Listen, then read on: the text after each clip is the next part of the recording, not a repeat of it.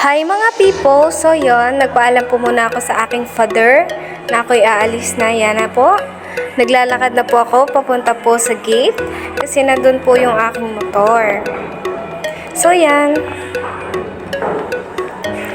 So yan ang daan po. Papunta po sa aming gate. Lakad lang po. Medyo malayo po siya. Kaya yan. Gagandahan po muna siya. So, yan. Lakad, pa-cute.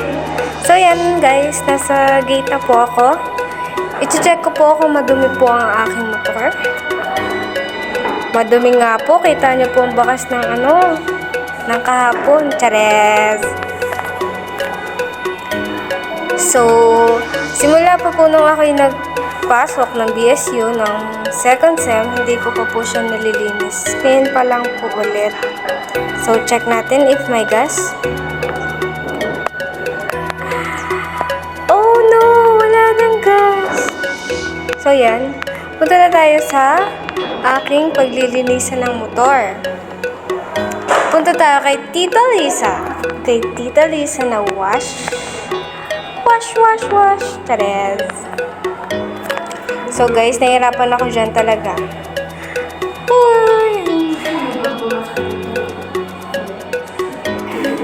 So, guys, okay, i-transition na natin. Pababa. Tada! Galing talaga kumuha ng aking taga-video. Sa pool. Kitang-kita nyo po kung gaano kadumi. Paparada ang barako sa gitna. Ay, kainaman na. Ay, nasa gitna yan. So, yan. Nililinisin ko na po. Ito po ay ita-timelapse ko na para medyo madali at napakahaba na ng video ko. So, yan.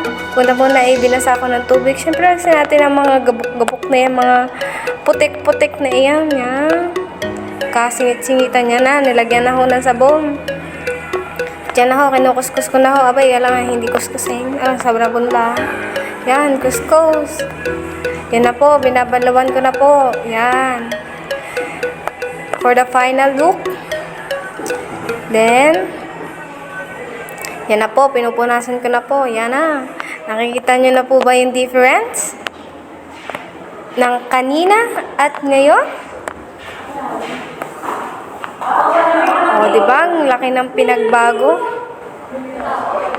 So, guys, yan. Naalis na ako. Paskul na ako. Sinuot ko na ang aking maywagang jacket, ang aking bag, at kinukuha ko na ang aking maywagang helmet para iwas disgrasya. So, yan. Paalis na ang babae.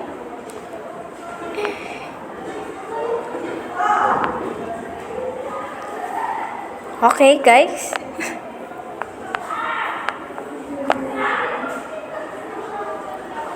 Nais ko sa mirror ko para kita ko yung nasa hulihan ko.